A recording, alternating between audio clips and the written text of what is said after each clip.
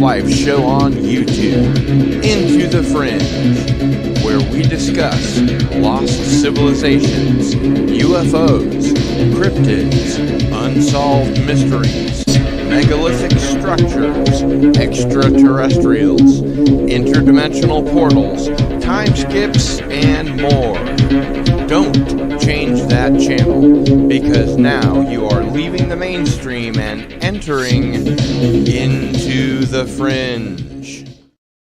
Well, greetings, Cardinal Sin Nation. It is I, Cardinal Sin, and today we have a very special guest on Into the Fringe, and it is Micah Hanks, who is a writer, podcaster, researcher, and speaker whose interests cover a variety of subjects, including history, archaeology, science, and the future of humankind. A longtime researcher and proponent of the scientific study of unidentified aerial phenomena, or UFOs, Micah has authored a number of books and has contributed many essays. Boy, I really can't talk today. Many essays, articles, and blogs to various publications. Along with his podcasts, he has also worked as a narrator, lending his voice to several audiobooks, radio programs, and other recorded projects over the years. Welcome back, my friend Micah Hanks, to Into the Fringe. Fantastic to be here, sir. And when breaking news happens. That's right. We are here eventually, if not first. Yeah, and this is just so people know the last recurring show that we'll have with Micah for a while. So make sure and get your questions in for him right away, and we'll answer them as we go along.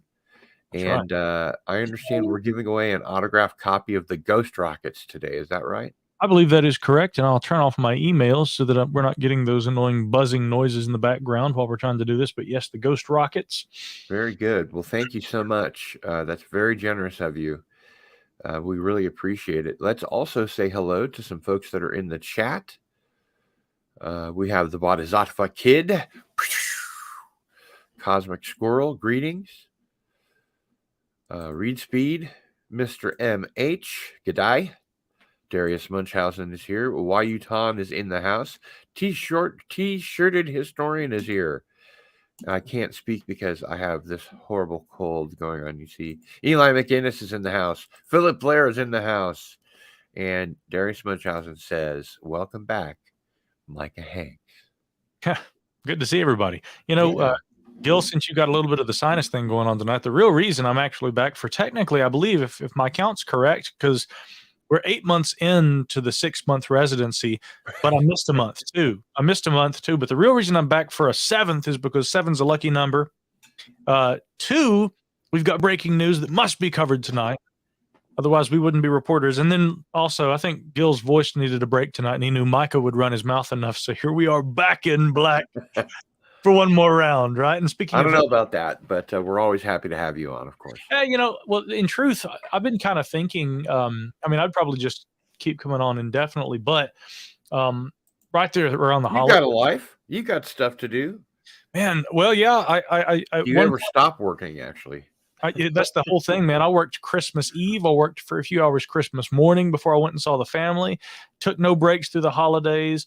I took a very, very, very short break right around like New Year's and New Year's Eve, and took some very special time there for like maybe 24 hours, 48 hours. But handling the editorial there at the Debrief has become very much a full-time job. And I saw working through the holiday this year and working on other projects like the podcasts and research efforts. I mean, I've got like about 4 or 5 jobs I do. So pushed on through with the expectation that that's an investment so that next year I can actually take some time off. But with the hope that there are some serious writing projects that I can get under my belt here in the next few months. My hope is to take a few months off from doing any interviews, maybe with rare exceptions, but come back, in 3 or 4 months and maybe have something really good to talk about. So I'll be back. Don't worry. I think the hiatus will be worth it. But so anyway, I raise a glass to you and wish you a happy new year. Gil, happy new year. Happy New Year. Sorry, I was multitasking. That's quite all right. I have to do that from time to time as well. No, make sure that the host is awake. That's right. Well, it's important to do that. You're drinking. I normally have coffee too, but tonight's not going to be a coffee night. I can tell. It's always good time for a Heine. Well, yeah, it's funny. It's usually just what's on sale, and I live in Asheville. It's renowned for its really good beers. I've always been a foodie. I love to cook. I love to entertain, and I do love the regional brews. But man, I'll tell you one thing about craft brews. Due to the filtration or the lack thereof that a lot of craft brews undergo or don't undergo, they are more prone to causing you headaches. And I'm not talking about hangovers. I'm just talking about headaches. Mm-hmm. One of my favorite brews in town, I can drink about one of them and I already start getting like a headache, and I used to say, is it the preservatives? What is it? And I had friends who would say the same thing. They said, oh, you like the old headache in a bottle? I'm like, why do you call it that? And they're like, if I start drinking it, I get a headache. And what I've found is that, there's traditional, more filtered kind of macro brewery, European style lagers and beers and things. You won't have as much of that issue with those, in truth. So if you're going to drink a beer while you're doing a show like this one, tonight it's going to be a Heineken. Have you ever seen the TV show Mad Men? It's funny. I always am asked that by people, and they always assume it must be a favorite of mine. I've never watched it. I think it would be a favorite of yours if you watched it. I've been rewatching it. It's really good. And of course, that's what they used to call people who worked on Madison Avenue. The advertising men were called Mad Men. Oh, and there's a episode that I watched recently in the second season where it's Donald Draper's idea to put an end cap of Heineken in grocery stores, in, not well-to-do areas, but just sort of better off suburban area like grocery stores. And his wife ends up buying it and bringing it home. So it proves his point. It's sort of ironic, but it's also a lot of fun. Yeah, no, makes sense. So let's go ahead and move right along. I understand that you do have some breaking news for us about the report that dropped at the ONI website today. Yes, I do, my friend. Yeah, so this is the first show I will have done even before my own show. And this week I'm hoping to get a bunch of, I won't name them right now, but some of the big commentators that everybody knows and who they've been following from 2017 up to the present day. I've been in communication with a lot of those heavy hitters today. And certainly I hope to have a few of them on my show this coming week to comment on this report. But, when I got involved in, and this is because of my background in talk radio, you can probably tell, your grandiloquent Time Lord friend here, Mr. Micah Hanks, I don't rely very much on needing to have a guest. When I have a guest on my shows, it's because I really want to talk to that person. I enjoy a good conversation. I got to a point when I was down there in Brazil earlier in 2022, I was just starting to miss my buddies. And I went through like several weeks where I had like Adam Go Rightly on. Then I had I think the next week I had Bosley on, and a bunch of buddies on because I just was missing those conversations. Brett Tingley, I had Brett come on, I heard that. Yeah, you know what I mean? But like what we did last month, when we had the whole crew here, I mean, that was, and by the way, everybody's still talking about that. That was so much fun. Really? Yes, I enjoyed that so much. That was supposed to be kind of a, going away surprise present, but exactly. And yet here we are again, because when breaking news happens, you hear it here. But to that point, it was like the going away party. We were kind of having fun and it was incredible. But when it comes to reporting the news, what I've learned, and this is my background in talk radio, learn to absorb information quickly and be able to talk about it at length if you have to. And that's something that's taken me far, I think, with my own podcasting, in the sense that I can try to become, a subject matter expert and go with it, And so that's what I intend to do this week, but I do want to bring in a few guests to comment on this report because this is just too big. And yet the resounding response from the UAP community today has been, well, that was a whole bunch of nothing. Yeah, because the wording of the report, first of all, there ain't no aliens mentioned, just like the last report. Yeah. There's no mention of wreckage retrievals, just like the last report. They do mention health effects, but they say they've found no evidence of health effects on members of the military or anybody else. And so everybody's saying, well, that was just a whole bunch of nothing. Now, talking with a colleague of mine, a former military colleague earlier today, he wrote to me in a text and he said, I haven't read the report, but I'm assuming based on everybody's reaction that it's saying the same old thing we're used to hearing. About 10% remain unidentified. The rest of it's just drones and weather balloons and stuff. And I said, actually, au contraire, no, this new report actually is far more remarkable than I think a lot of people seem to think. And here are two primary reasons why. Although the report's late, and I'm seeing people on Twitter all afternoon who've been saying, no mention of these things I was just talking about. No crash record retrievals, no evidence of aliens, no excuse for why this thing's been so late. And actually, I agree on that point. It really is strange that it's now a couple of months late, not just a few weeks. But the thing I think a lot of people missed was that the current leadership at AARO, the All Domain Anomaly Resolution Office, right? 5 words, 4 letters. All the main?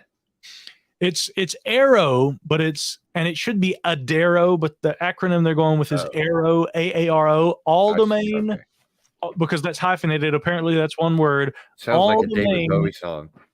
Yeah, right. Yeah, right. Yeah, exactly. But so All Domain Anomaly Resolution Office, and who is it? I was just talking with literally the other day, who was saying, they should just call it the ADARO instead of AARO so that at least it's pronounceable. But anyway, long story. Oh no, I know who it was that said that. It was Jacques Vallée. it was Vallée that said that. I happened to be on the horn with Jacques Vallée the other day. Well, but that's the thing is, I agree with Jacques on that point. Come on, make it pronounceable. So anyway, the most significant takeaway in this report that I think everybody's missing is they say that there are a little more than 500 reports that AARO is working with now. And keeping in mind, this is not the same group of people that were manning the UAP task force a few months ago. Some of those individuals, they're coming out now, and I think it's fine just to be able to say their names. So I will mention a couple of them right now. Jay Stratton, for instance, whom I've met and spoken with at length. He's a great guy. Jay's recently been announced at a rather high-profile UFO-themed conference. Everybody's, sharing their opinions about, people like Jay coming out. But yeah, Jay's somebody that I've certainly spoken to at length, met in person, and had some very interesting conversations with. Now, that said, Dr. Travis Taylor, also another slightly more controversial character, but I've met and spoken at length with Travis as well. Slightly.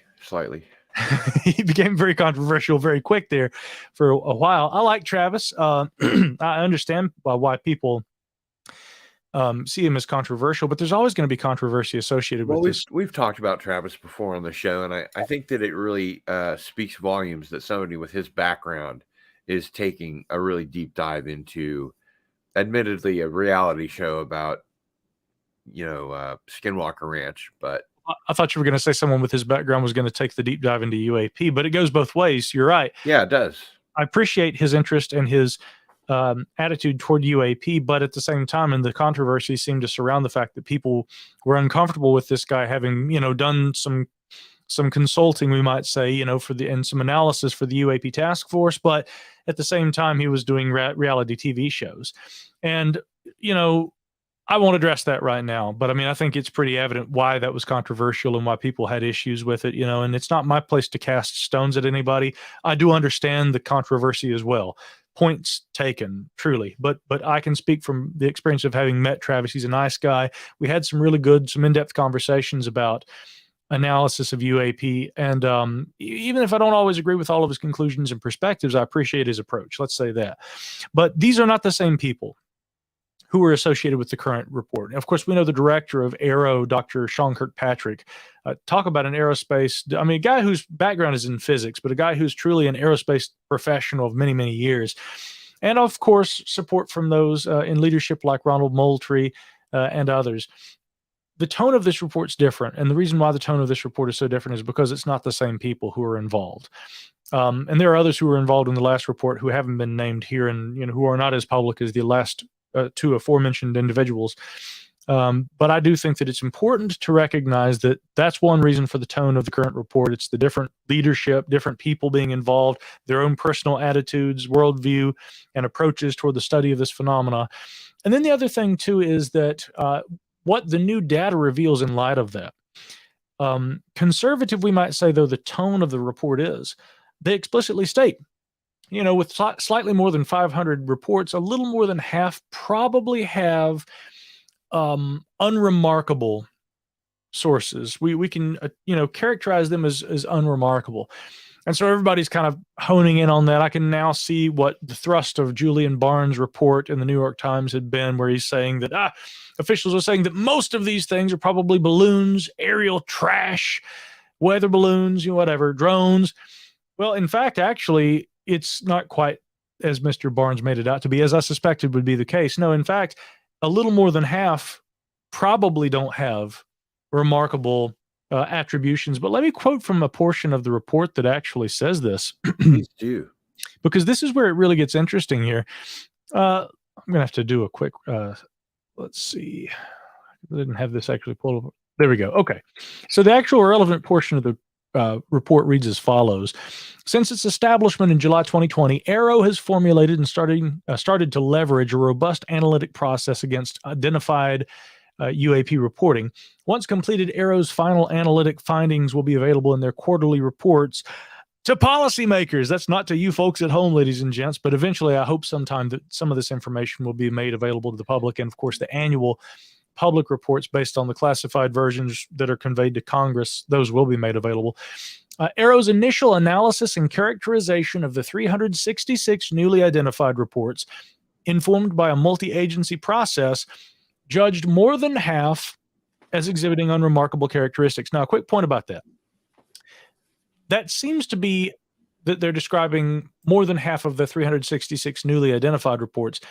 They don't seem to go on the premise that the previous 144 reports mentioned in the ODNI report from 2021, that they're talking about those also. Again, in the actual wording, Aero's initial analysis and characterization of the 366 newly identified reports. Now, of those unremarkable characteristics, they said that 26 were UAS or UAV type things. 163 were characterized as balloon or balloon-like entities. So let's break that down for a moment. If it's a balloon and it's identified as a balloon, then it's probably a balloon. And they had a good reason to think that. But if we're talking about balloons or balloon-like entities, I have to assume that they're observing things that seem to have dynamic characteristics that are balloon-like, but they couldn't determine whether or not they were really balloons, which is interesting in itself. And then they say only six were attributed to aerial clutter. Now, they go on to say, initial characterization, in other words, they're putting those UAP that they now say they think have unremarkable characteristics. They say that initial characterization does not mean positively resolved or unidentified. That initial characterization, they say, better enables Aero and the ODNI to efficiently and effectively leverage resources against the remaining 171 uncharacterized and unattributed UAP. Some of these characterized UAP appear to have demonstrated unusual flight characteristics or performance capabilities that require further analysis. Now, all that said, they're saying 171, and presumably that, of course, being the 171 of the new batch. But as they said in the previous paragraph, these 366 additional reports, when combined with the 144 reports identified in the preliminary assessment, bring the total UAP reports cataloged to date to 510. Okay, so 510 total. A little more than half of the 366 newly identified ones are unremarkable, but the remainders of those, they say, may actually demonstrate unusual flight characteristics, some, poor performance capabilities and require further analysis. That in addition, by the way, ladies and gents, to the 144 from the original report, of which the task force at that time essentially said the same thing. So what I think everybody's missing about the report is there's actually a significant number, potentially hundreds, if I'm reading this correctly, of UAP that remain unresolved. Some of that, a smaller number of those unresolved reports, seem to indicate unusual flight characteristics, which if we read the wording in the previous report, they're saying it may require additional advances in science before we can even understand what these things are doing. Now, if that's the case, as I've been saying since 2021, Gil, as you and I've talked about, as many commentators have said, this doesn't sound to me like it's our secret technology if we don't even understand potentially some of the science behind what we're observing. We can't rule out a foreign surveillance platform, Chinese or Russian drones. But well, except for the fact that the United States is the most powerful supernation militarily on Earth. And therefore, we would pretty good bet that it's not Chinese or Russian. We'd have to hedge our bet at least on the idea that there's a distinct likelihood that if it's not ours, it's not theirs. And so, right now, the thing that I found less emphasized in this report, I mean, it does come up, but the old 2021 report actually had sections where it talked quite a bit about, the possibility of U.S. technologies that maybe military personnel didn't know about when they saw them.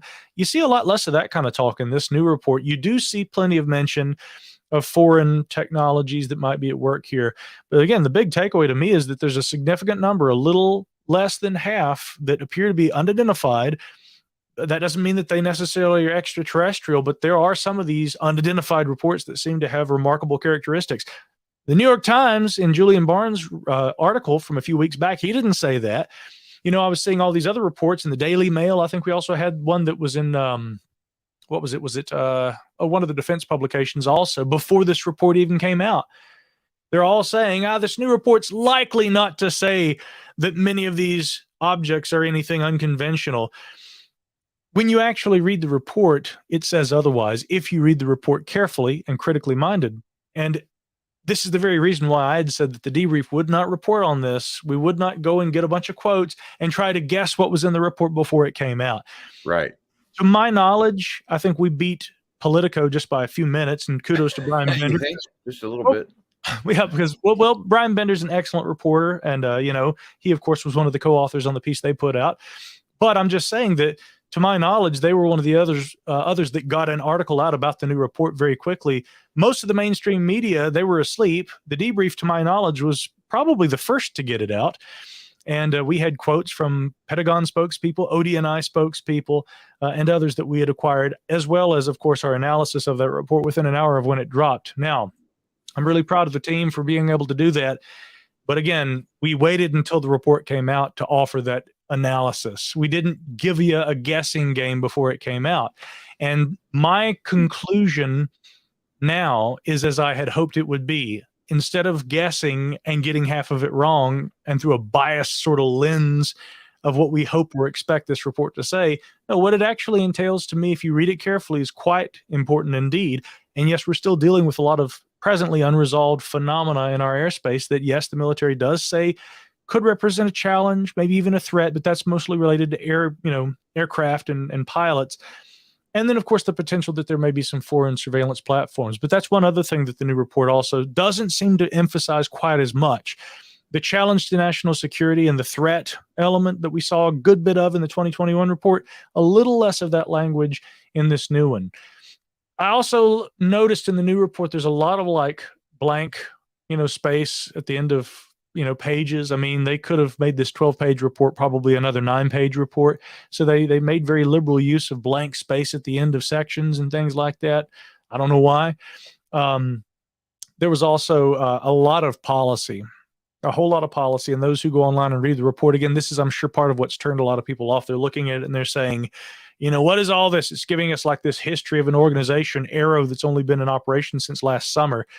Yeah, it's obviously a lot more policy-oriented and procedural, but the fine details still convey what we knew in 2021 and what we're continuing to learn. There are things in our skies we can't identify. The government's extremely careful, even to the point of being maybe even overly cautious and conservative in the way they word it. But undeniably, they're saying there are some things we can't account for that a minority of them at least seem to display characteristics we can't explain. Folks, that's big news. That's tremendous news. It's not a nothing burger. This is a very important report if you're looking carefully at what they've written. So again, that's my take on it, on this latest assessment. And again, I think that in the days ahead, as more people analyze it and more of us compare notes and talk about this and further reporting comes forward, Gil, I hope that that information will be conveyed to the public, many of whom at this point seem to be so jaded that they didn't even really take time to really read this report. I bet you a lot of people who are complaining haven't read it at all. They expected it was going to be more of the same. So how do you think that this whole thing amounts to, or maybe in contrast to, the level of government disclosure, if you will, since the hearings of the 50s and the 60s? How is it different? Well, I'll tell you honestly, there's a lot more, to me, openness than what we saw in the 50s and the 60s. A lot of people have, warned, are we looking at Condon 2.0? Actually, I've seen that, my colleague John Greenwald, I think, actually used that. He's not the only one, but he's one person who's used that kind of terminology with reference to the NASA study forthcoming, which is due out sometime by the middle of this coming year.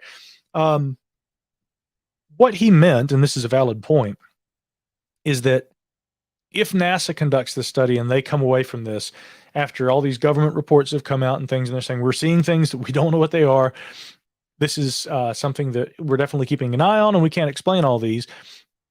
If it's turned over to NASA and without looking at the military data, they're only looking at unclassified data, remember, they come out and they say, well, we've reviewed everything at our disposal, and our conclusion is that, there's not really much to this. We didn't find anything convincing, nothing that points to extraterrestrials.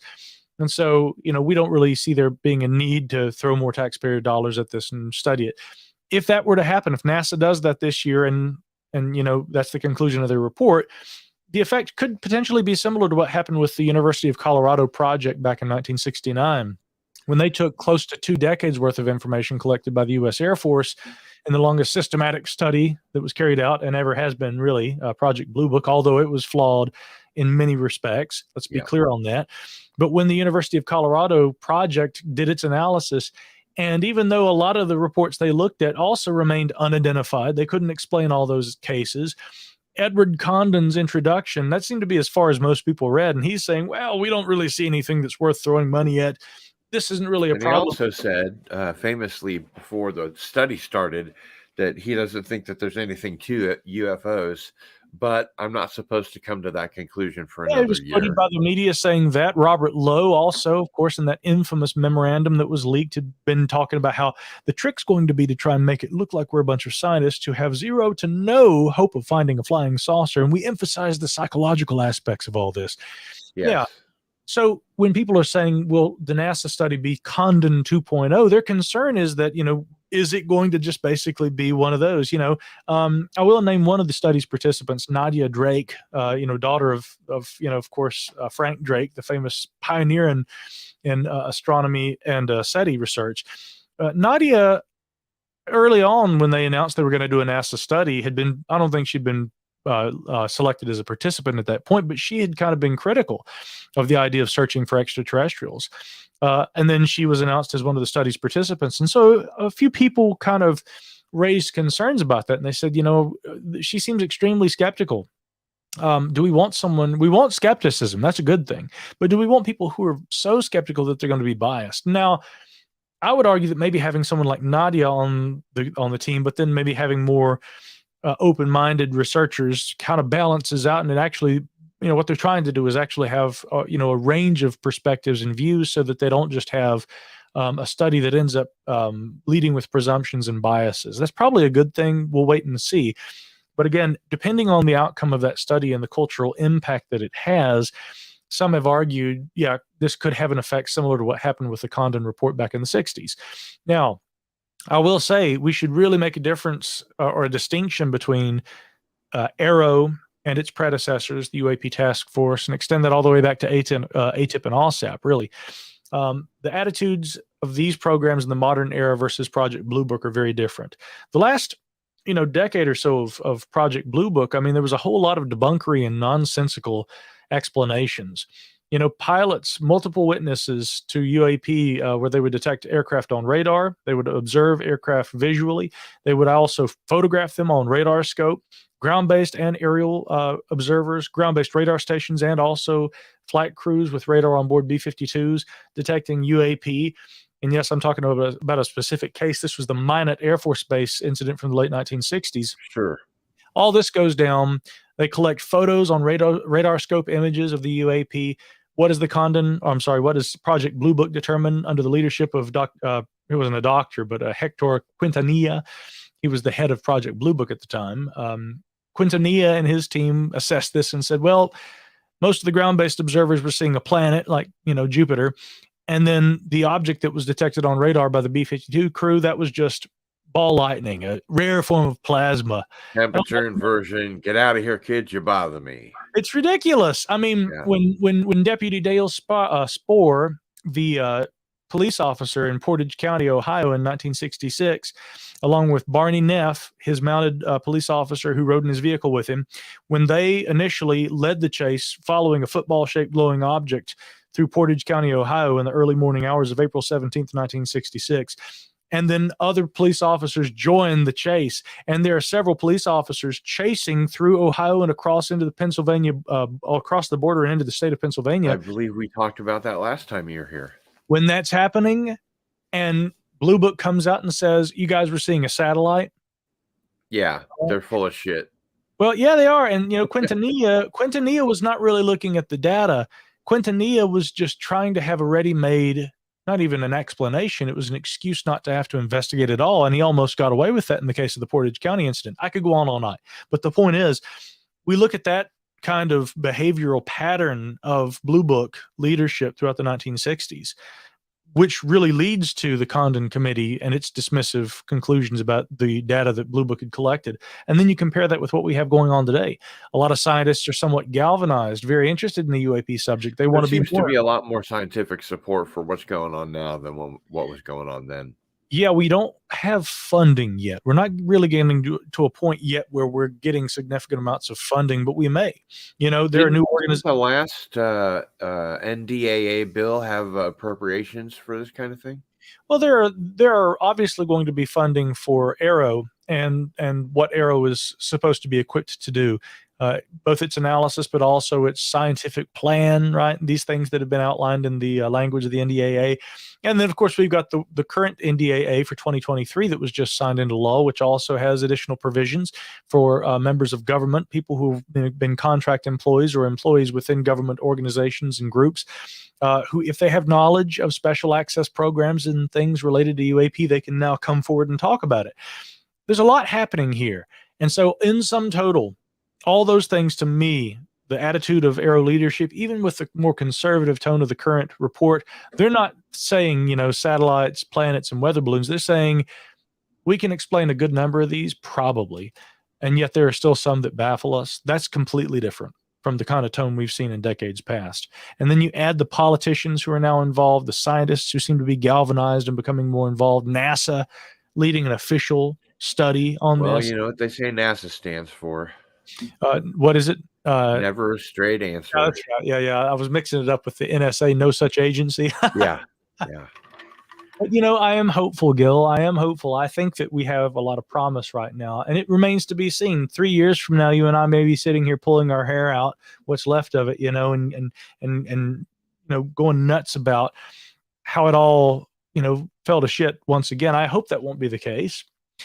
But right now, things are actually looking a lot better than UFO Twitter seems to think. I mean, and again, I say that with respect to my colleagues who are out there, but I mean, a lot of the kids who are new to this and became ufologists a year and 7 months ago think they've got all the answers after having read maybe one or two books, and watching a couple of Well, I mean, I appreciate in a lot of ways what Tom tried to do, but I mean, again, a lot of controversy there. Didn't really follow through with a lot of the plan or the promises. I'm afraid he was a bit naive, wasn't he? Yeah, and then there's also that question of exactly what was going on there. The guys that Tom ended up working with, Chris Mellon and Lou Elizondo, I've had interactions with both of them. Worked a good bit with Chris Mellon on some articles. Pretty good group. I like them. But the story before they got involved was far stranger, because at first DeLong didn't talk about some of the people that he was working with in government. You remember when Major William McCaslin, it was released in the WikiLeaks documents, right, that were leaked back during the 2016 election. Right. Major General William R. McCaslin travels to Washington with Tom DeLonge to meet John Podesta, who at the time was managing Hillary Clinton's campaign. And this is the guy who Because is let's face it, Mr. President needs all the help he can get. Mr. President is going to need Mr. all the help he President. can get. No, I mean, this is a different Clinton, by the way. This is Hillary Clinton. But I mean, the thing is Podesta's managing her campaign in that extremely contentious election year. Here we had her campaign manager, Podesta, who's had a long history of interest in UFOs, meeting with Tom DeLonge and the head of the science division overseeing the U.S. Air Force and its science efforts at Wright-Patterson Air Force Base, a guy who's basically the head of 11,000 some Air Force employees in the science division of that branch of our military. And I'm like, that must have been a really interesting meeting. What were they talking about? What do you guess they were talking about? I mean, it says it right there in the emails. Tom DeLonge's emails to Podesta are very clear in saying what they're talking about and what that mutual interest was. Then there was another guy that DeLonge had been involved with. Actually, there were several. Some of them I don't think he ever named. But if you read that preface to the book or the introduction to that book, Secret Machines Chasing Shadows, To the Stars, To be honest, Mike, I didn't bother reading it. I did. I mean, I read almost everything, as you know. I mean, you do. This is my job, and I've made it my job. I'm very blessed to have, instead of going and getting a real job, I've worked for years to create enterprises that both communicate information to the public, I think, more reliably than a lot of outlets do, even in the mainstream, when it comes to this subject. And we work very hard to do that. I do especially. But I also make it my business, even if it's on my own spare time, what little I have, to read books like that. And I read that whole damn book. Here's why. Two reasons. A lot of people don't know this, but my younger brother, Caleb, was for a short time an employee of To the Stars. Yes, it's true. But he had nothing to do with Thanks for saying that right out of the start of the gate. That's important to get that out of the way. Oh, I thought it was supposed to be something I built up to, and then the big reveal was at the end. No, I mean, I had a lot of friends who worked for them at the time. Jason McClellan, longtime friend of mine. Maureen Ellsbury, who was a dear friend of mine, both from the days back in Open Minds. I wasn't ever with Open Minds, but they worked together with Alejandro Rojas, of course, with that company for many years. And then as the company kind of began to slow down and eventually Alejandro acquired it, Maureen and Jason left for a time, went to work for To the Stars. But it was not the To the Stars Academy of Arts and Sciences. That was basically like the publishing arm of DeLonge's business. He was trying to get back into doing a news site that kind of dealt with, the cool side of UAP and things like this. And what my brother's job was, he was an artist. Jason and Maureen and others were writers, and then Caleb was one of the artists. And they did that for a short time, and then Tom decided, I think they made an announcement. They said, we're kind of letting everybody go because we're going to be going in a different direction. And so, sure enough, a few months later, this new version of To the Stars comes out, and it's this kind of think tank thing. And that's when, of course, the world met Lou Elizondo. Actually, and the rest is history. The rest is history, yeah. And so it was kind of an about face. So, but I do like to point out that, I do have a personal family connection. My brother, for a few weeks, worked for that company as an artist, talked to Tom DeLonge on the phone at least once, I think. I find that all really interesting because there's a very human side to all of it. And it's funny because Tom kind of started like that. And he became this central figure there for a minute. And then, about the time that Chris and Lou decided to leave that team, last I heard, Tom's talking about Sasquatch, getting into my territory here. So, Tom's kind of come back to earth, so to speak, instead of remaining up there To the Stars. Now he's going to go squatching. Yeah, and of course, I see people, as they should be saying, what about the investments into the company and what happens with all this or that? Tom assembled quite a team, with some very interesting individuals, some controversial characters, some incredible scientists, and also some people. Evidently, the company was supposed to be spun off to do entertainment projects. Wasn't all that lucrative. Right. Yeah. And to me, that was always the side of it that I think that Tom was interested in. I mean, Tom is an entrepreneur and a musician, and Tom always wanted to do the entertainment side of things, but he had these folks, who are interested in UAP and share that interest, but they also wanted to try and, change the debate about this for a while. I think I feel a little bit more than you do. Like he's one of the newer people that's like read a book or something. Yeah, you're not wrong to characterize him like that to an extent. I will say this: back when they were still with Open Minds, I think the interview is still online. Jason and Maureen went and met with Tom, and I had actually, when I sat down and watched that interview with Tom, Jason and Maureen had always told me, because they'd met him at one point before that, and they said, Tom's actually pretty knowledgeable on the history of UFOs, and I was like, oh, okay, well, I'll believe that when I see it. Well, when they did that interview, he's talking about Thomas Townsend Brown and some of the early aerospace and physics developments and things, and how this may possibly relate to UAP technologies and things. I actually did come away from that interview saying, okay, well, he really is more well informed than I thought. I thought he was he boned up a lot better than we expected. I really thought he did, but I mean, would I call Tom DeLonge like a UFO historian, a true serious scholar of the subject? No. I mean, he's a person who has a little more than the passing interest that a lot of people have.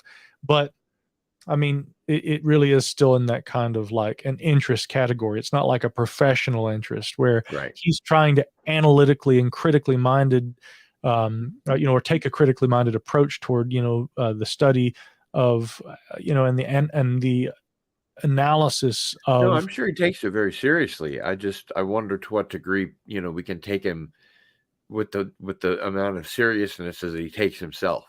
Oh, sure. Well, no, completely fair. But I think though that his team began to recognize that. I think that when they started doing the TV show Unidentified, it seemed that at first it was probably supposed to be kind of around Tom, and then they have Lou come in there, and Lou's kind of got this commanding presence and everything. He's a real good guy. He's a great American, and so they're like, yeah, this is going to be our guy. You're going to be our guy, and Lou kind of becomes the focus of the show. I remember one time Lou and I were on a call, and I said to Lou, I said, again, I like Lou Elizondo a lot. I don't talk to Lou a lot, but Lou's always been complimentary and extremely kind to me. He's provided quotes for, articles that the debrief has done on occasion, sometimes directly to me, sometimes to other members of our team, Tim McMillan or MJ Benias or whomever. Chrissy Newton, of course, has met Lou on a couple. I think Chrissy may be the only member of our team who's met Lou in person on a couple of occasions, gone out to dinner with him and everything and talked. I would hate to be in between her and her story. I tell you that. Her and her story? Yeah. I would not want to be the guy that gets between her and her story. Oh, yeah. Well, yeah. Lou, Chrissy is an incredible reporter herself. She is. She's a little badass. And in fact, full disclosure, I was just on the telephone with her right before we did this interview. But it's come down to the fact that really, as much as any journalist I talk with and share information with, I mean, naturally, she and I work together on the debrief team. But yeah, she and I are in touch about as much as anybody I talk with these days. And so, yeah, we were talking about that and various other things, and occasionally, sharing cocktail recipes or what have you. But yeah, that's a very good way to characterize it, because she's really good at getting information. Her background's in PR, but I mean, she's a good interviewer and she knows how to ask really good questions. And if you watch, you could slide me her information and I can get her on the show sometime. You should have Chrissy on the show sometime. I was literally just talking about the worst Humphrey Bogart in the history of man. That's okay though. No, you'd probably have a great conversation with her too. But so anywho, yeah, she's met Lou, and and they've spoken at length and everything. And I think her read on him is just like mine. I mean, Lou is a guy who evidently is very passionate about this subject, and he wouldn't remain as involved with it as he does if he weren't. I have to say I'm a bit alarmed with the frequency at which I see him on TV. Yeah, Lou? But yeah. I see him on TV, it seems like a lot less these days. It's like every time I turn on YouTube, they're serving me up some Lou Elizondo stuff. But that's okay. That's the way it goes. We do have a question from Mr. MH in the chat. He Let's see. says, question to Micah, do you think that some of these UAP are biological in nature, as in sky creatures, interdimensional creatures, or biological craft? Well, you can't rule anything out. This might be, we've talked so much about the policy and the personalities. Let's get into talking about the phenomenon. I always say that, I don't like getting too hung up on, what this person said or what that report said or what the government's, all these acronyms. It's a lot of it, not all, but a lot of it at the end of the day is just word salad and dog shit sandwiches. And frankly, I'd like to talk about the phenomenon. So let's do that. Are some of these things biological? We couldn't rule out anything. But I would say that the most interesting UAP appear to be technological. But the idea of there being a biological component to this is something that goes back many decades. Trevor James Constable wrote an interesting book decades ago. I think back in the 50s, it was called The Cosmic Pulse of Life. I may even have a copy of it around here somewhere. I've got most books on UFOs somewhere in my library, and there's a hell of a lot of books around here. But anyway, The Cosmic Pulse of Life looked at that idea. Are we looking at sky organisms? And that's what the UFOs actually are. And that a similar idea was adopted by Ivan Sanderson. And he called them, I think, critters. Or maybe he borrowed that term, and that had been what Trevor Constable called them. The first night that Greg Bishop and I ever got to talk, here's a fun story. I had reached out. I was hosting a 3-hour radio show on 570 AM here in town. And I had booked Greg for the first hour was news and open lines and taking phone calls from people. And then I had Greg in hour 2. And I'd wanted to talk, of course, to Greg Bishop for years. And I finally got him, and I was like, oh my God, I really want to have you on my show. Would you come on, man? He's like, yeah, of course. You're one of those guys I've always wanted to talk to. And I'm like, what? You want to talk to me? I want to talk to you. So I get him on, and I told him. I know what you mean. He was the very first guest on Into the Fringe.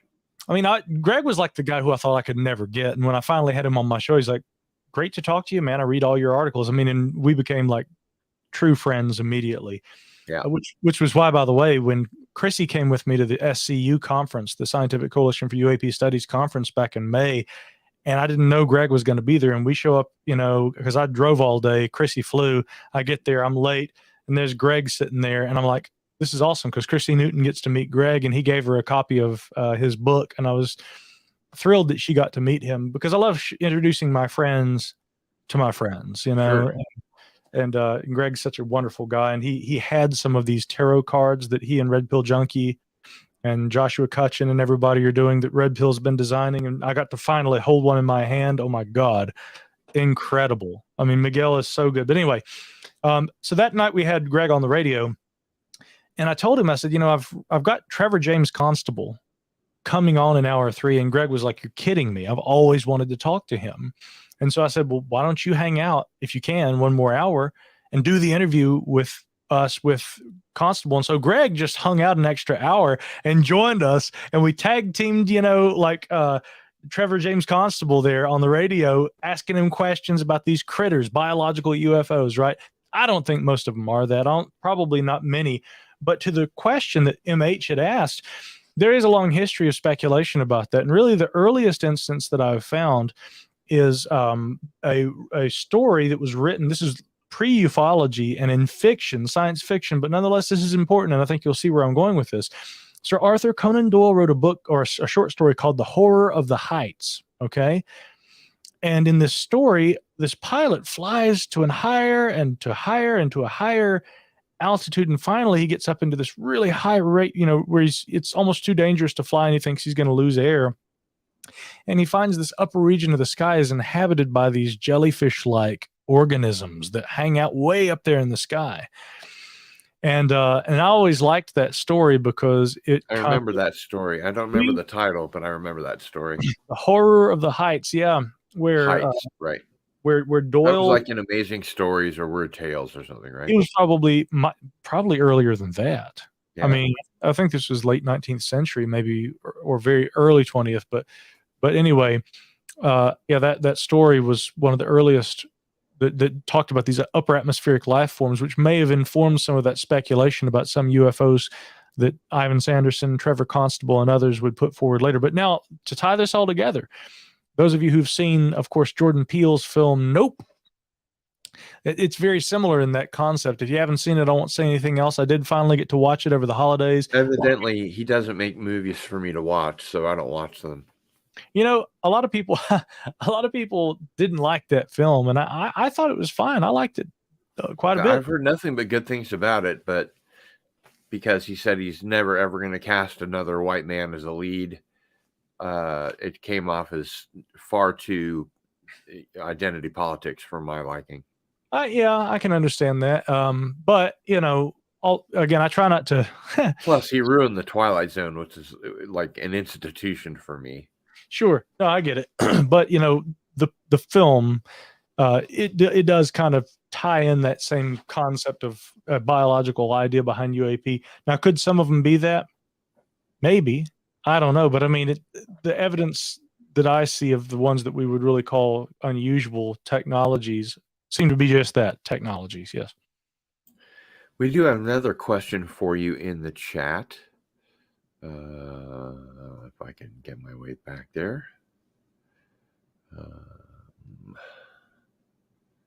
You're not supposed to say all right? You're supposed to say so. So, okay. So, looking for the question. That's funny. I won't name it who it is, but there's a certain guest on a lot of programs whose work I enjoy a lot. But every time anyone asks him a question, he starts his every response with "so."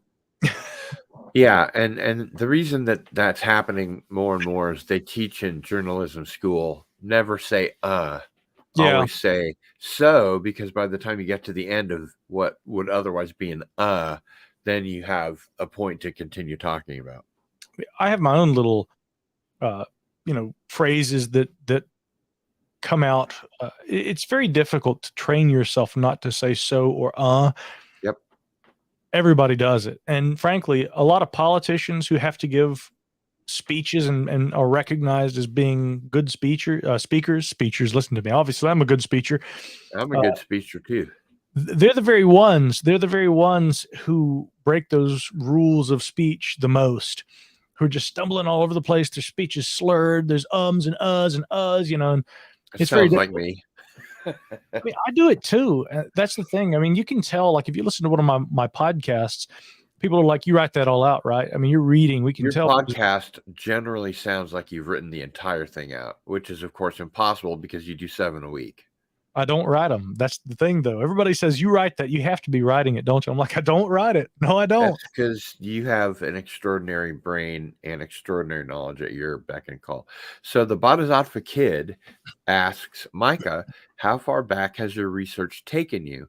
Thoughts on historical sightings, e.g. UAP over Nuremberg in 1561 that were printed in the local news of the time? How far back has my research taken me? Well, how far back you want to go? Or specifically, do you have any thoughts on the Nuremberg woodcut of 1561? It's hard to know what the Nuremberg woodcut really represents. The spade-like object in that one, it does have a superficial similarity to some of the modern reports of giant triangles, like the St. Clair County thing from January 5th, 2000, that all the police officers, from Lebanon and from Millstadt and all these different little townships there in southern Illinois near Scott Air Force Base had all observed. And that's a really interesting case worth talking about in itself. And actually, later this month, I'm going out to New Mexico to visit with my good friend David Marler. David's become one of my best pals in the community. And there's a really good reason why, because first and foremost, I'm wearing right here, I think I showed you this last month, but I've got my National UFO Historical Records Center pin on. That's David's new organization that he's formed, which I initially reported on it for the debrief, but him knowing my interest in history, I mean, look at my studio here. He actually reached out and said, we'd love to have you be a member of the team. I couldn't have been more honored to be a part of any team related to UAP, with maybe the exception of the other one that I'm a part of, which is the Scientific Coalition for UAP Studies. To me, those two organizations are arguably, and there are some really good ones out there, with all respect to all those old guard, MUFON, and these fantastic groups. Yeah, those which are no longer in operation, but like APRO, NICAP. And again, I've often said this, one of my favorite websites is the NICAP website. It's the organization's not still going, but the website that Fran Ridge still runs, the NICAP.org. It's one of my favorite UFO websites. It looks like it was made in 1997, probably because it was, but it's one of the most information-rich websites on the web for people who are interested in this subject. And there are a few others like that. But that said, yeah, SCU and the National UFO Historical Records Center, there's two of the most important. And also, yeah, quick nod to Peter Davenport there with the UFO Reporting Center up there in Washington. Now, that said, if we want to go back further in time, the Nuremberg woodcut's interesting, but it's hard to know if those objects only bear a superficial resemblance to some of the modern things that we identify as UAP. That's why presumably if there had been an event like that in the Nuremberg newspaper at the time, there'd be some surviving record about it. You would think. And, the thing is, I've gone back and I've done personal translations from the German, and not just with those. I mean, I've gone back and looked at the the early English prodigies, of immediately prior to the Enlightenment era. Let me just put it to you like this: back right before the pandemic, beginning in about 2019. Ultimately, I'm hoping to chronicle the entire history of UAP. Very simple task, of course, which it's incredible I haven't already finished it at this point. But that's one reason, of course, that David and the team asked me to come on board with the National UFO Historical Records Center. Right now, you should have completed it at least twice. Yeah, I know. Well, but the thing is, I mean, I already work like 12 hours a day, and it's like I know. Back to the point about like just doing a little sarcasm, Micah. Well, I know, but get on board with just a little sarcasm, can't you? I can. I don't mind it. They don't bother me at all. But this is one of the reasons I'm taking a little hiatus for the next few months from interviews, because I've got to get back to writing. And I mean, not doing journalism. I mean, I got to start carving out time every day for writing books, so that next time I come on the show and we do a giveaway, I'll have a brand new book to give everybody. Yay. So, but I mean, I've got to be able to get back to that. So in 2019, I began a serious, systematic research effort looking at the history of the phenomenon, going all the way back to, the earliest historical records. So we're looking at the historical period, obviously. It would be very difficult to look at, like, for instance, cave art or oral traditions that may have been passed down that we can't easily date and try to ascribe aerial phenomena to those. But there are some that seem to indicate that. Chrissy and I earlier this year went out to Utah, and we spent some time around the areas of Blind Frog Ranch, Skinwalker Ranch, of course. We're going back there this year, actually. But we also went out to the McConkey. Hey, maybe they'll let you in this time. Yeah, we just drove up to the gate last time. But no, we actually have an appointment this time, and we'll be going in and doing interviews and everything. So, yeah, it's official this time. But one of the most interesting things that we did was Chrissy and I and our good man Cactus, who was our videographer, but also just our traveling companion. I mean, just wonderful Australian, actually an American who'd lived in Australia and came back, and he was fully Australian by the time he got back, and just a wonderful guy. We went to the McConkey Ranch, and the petroglyphs there are really interesting. And there were some that to me really did bespeak celestial phenomena. Now, that's speculation on my part, but I'm just trying to say it's not impossible that ancient people may have seen things in the sky they didn't understand, and they recorded records of that on stone, like the animals and other more recognizable phenomena that we can observe in those kinds of petroglyph, those rock carvings. But when it comes to the historical period, we go all the way back, and some of the earliest historians were recording, especially during battles, incidents where they say that, at Capua, 2 moons rose in the sky. At Capena, 1 moon fell from the sky, and things like this. Livy, Pliny the Elder. We have a lot of these classical writers giving us interest. Now, look right here. Mr. Bodavista, I think, I just butchered that, but he was talking about Aboriginal art that shows space aliens, right? There we go. Okay. Australia Aboriginal art contains loads of ET and rock paintings. Let's back up before we get back into the classical period in UAP. Yeah, you have to remember that most Aboriginal peoples, including Native Americans, believe that they are descended from the sky people or the sky gods. Yes, the star people, and then we have a lot of unique traditions, and you have among the Hopi stories about shields that came from the sky, which is a motif you also seeing a lot of accounts from classical antiquity. But you have to be very careful with those, though, because there are a lot of interpretations of what those might mean, although they obviously bear a superficial resemblance to saucers. Now, Here we have the Reluctant Dragon saying the petroglyphs which are common around the world would seem to represent celestial phenomena. I would agree. There are some celestial phenomena. I would say the majority of the things that seem unusual in any way are probably, if not just earthly phenomena or artistic abstract renderings, they may be celestial phenomena. And there's a good case to be made that some of them are. A recent discovery that was made that I reported on the show this week, on this past Tuesday's episode of the Micah Hanks program. There's a London avocationalist who, looking at these little dots that would continually appear in 20,000-year-old Paleolithic art throughout Europe, he determined that they were lunar representations that were marking basically the birth cycles of various different kind of animal life. And these cave artists recognized that, in terms of that, I guess it's the circadian rhythm in relation to that has to do with the earth, but basically the cycle, the reproductive cycle of these animals and its relationship to the moon was something that these ancient hunters seemed to recognize.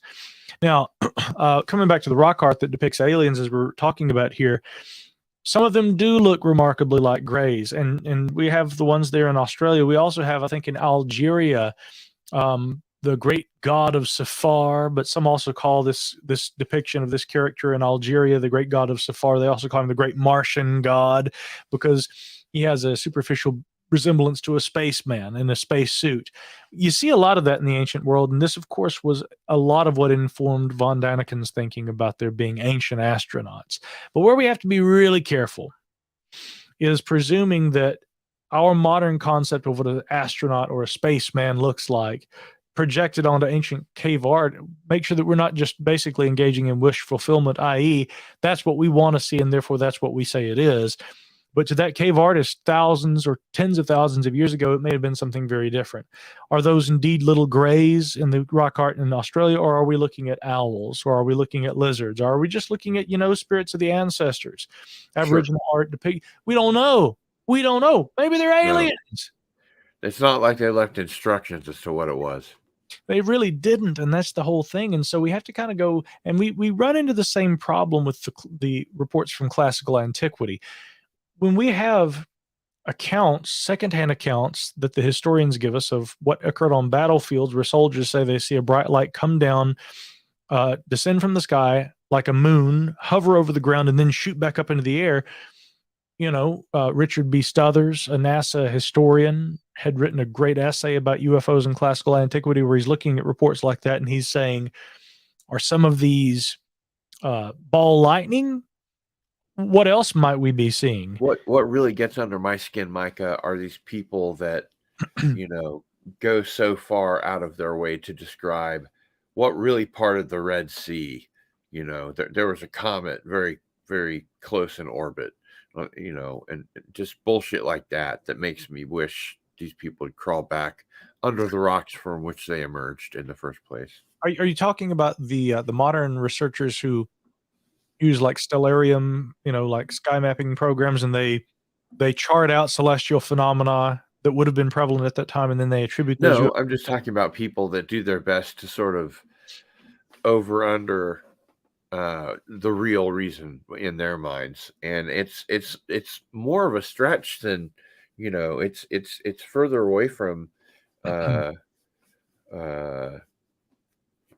just assuming that there's razor. it's further away from Occam's razor than there were aliens that came down. I'll tell you this. There's an arch skeptic astronomer. Probably told you this story before, but there's an arch skeptic astronomer at a nearby regional university here who I've met and spoken with a few times. He's somewhat interested in UFOs, but I mean, he's a real skeptic. I mean, he's the kind of guy who used to write a column for the Charlotte Observer making fun of UFOs and UFO believers. But one time on an interview, we asked him about whether Earth might have ever been visited, and he said, yeah, if it ever happened, though, it would have happened a long time ago. I don't buy any of these modern UFO reports, but if we've been visited, it was in the ancient past. It's equally as likely that ancient aliens and modern aliens are or were here, as far as I'm concerned. A couple of points about that. First of all, technically, I would say that the likelihood of visitation to Earth by intelligent extraterrestrials is more likely to have occurred in the ancient past. Perhaps even because there's so much more of it. Well, yeah, so that's one reason. So, okay, look, here's the time scale of time on Earth, and here's the beginning, and here's us today. And as Neil deGrasse Tyson would say, you see the tip of my pinky right there? That's the amount of time on this entire length of time that this planet's existed. Actually, it's more like a 14th of the width of my pinky is Right. the time that humans have been here. Which is true. And now here's the thing. Let's zoom in on that. All right. And so now we're looking at a macro vision of just human period.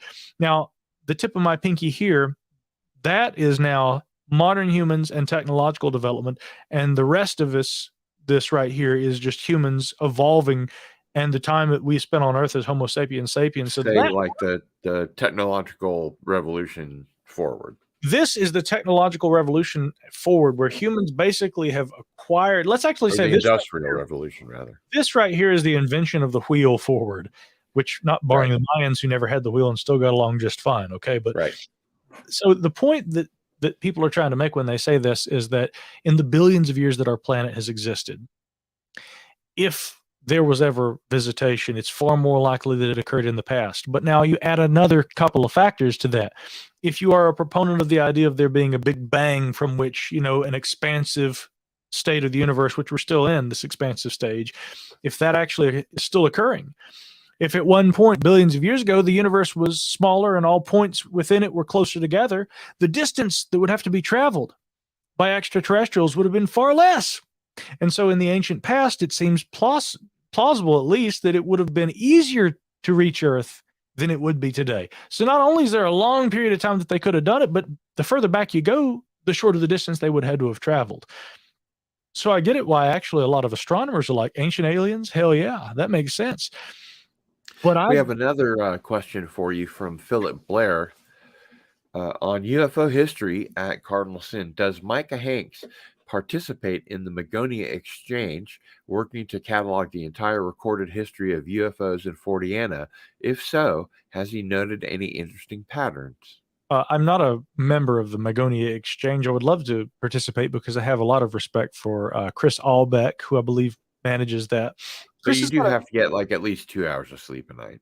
Yeah, I do. Yeah. Usually I'm lucky if I can get that anymore. Mm-hmm. Chris Albeck, I believe, has a new book out called Alien Artifacts, I think, which is looking at the history of human interest in artifacts of the extraterrestrial variety. And his books are great. The one that he and Martin Shaw wrote a few years back called Return to Magonia. If you really want a great book on how to investigate early historical aerial phenomena using modern software like star charting, astronomical software and things like this, and also just good historical detective work, that is the book. I mean, arguably, Albeck and Shaw's book is one of the best. And I've reached out to Chris a few times. He and I have corresponded. It was many years ago. Martin and I were in touch much more recently, and I was like, dude, I've got to get you to do an interview. And Martin's just like, I just don't really like doing interviews. He says, I trip all over my words. He says, I'd rather just do the research. And I love that. The researchers who are not worried about, getting out there in front of the microphone or in front of the camera, they just want to do the research. That's one reason I mentioned guys like Martin and like Chris and others. They don't do a lot of camera interviews and audio interviews, but I want their research to be known because those guys are giants in my view when it comes to the historical documentation. So to answer the question, I'm not formally a part of that, but I always try to speak to the work that Chris Albeck, and it really all goes back to Valet with Magonia. Passport to Magonia, that was one of the first books that really started to take that kind of approach. And I think Jacques would say that his approach, you compare what he was doing with that book to what Chris and Martin and others are doing nowadays. It was the earliest iteration of that, and it was imperfect at best, but it was revolutionary. And I look back, I went back and reread Passport to Magonia earlier this year. You mostly during flights in between locations, reading it. What a great book! Incredible book, because again, I now look back at it and I see that some of the points and the examples that appear from classical antiquity of satyrs and things that are obviously non-ufological, I see why they were included, but I don't think that they're central to the message. But the book still, it was the first one to really get the idea rolling. And when I spoke to Jacques in the first formal interview I've ever done with him this year, and we talked about that earlier. And I asked him, I said, you went from that after having been a ET hypothesis guy to now kind of looking for crash wreckage retrieval. And what do you say to people who are like, Jacques, I mean, your career, you've been all over the place. What do you believe? What do you actually believe? And I blame Paola Harris. well, but I came at it first like thinking, oh gosh, Jacques, what's going on? Now, as I've spoken to him, if you think about it, the hope to try and work with guys like Gary Nolan to analyze potential material retrieval from UAP is one of the most respectable goddamn things you could possibly do in the field of UAP. Jacques is a scientist, and he knows this won't convince people until we have physical proof that will satisfy the physical scientists, the chemists, and he's going to try his damnedest in the years he has left to do that. And I asked him, I said, so what do you say to people who kind of criticize the changes in approach and everything over the years? And he just says, it's all one thing. It is all one thing. He says, it doesn't matter what your current approach is. You've got to be a multidisciplinary scholar. I think he's right. I think that most things in the world of the paranormal are intertwined or interactive, or however you want to call it.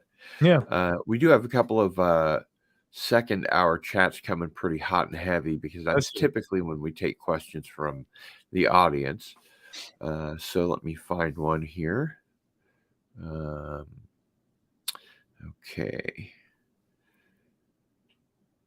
A lot of great input by folks in the chat. Mr. MH asks, interesting art from the medieval times are the famous artworks depicting flying discs with figures in them in the background of paintings depicting something different found in a lot of Catholic artwork. Specifically, the guy who's walking his dog, and they're both looking up and pointing at something. Yeah, they're obviously acknowledging an aerial phenomena. Now, there have been a lot of analyses. This is the kind of thing, when I say this, it will upset some people. But I mean, if you really want to be comprehensive in your study of unidentified aerial phenomena, excuse me, you can't just go read the skeptical blogs.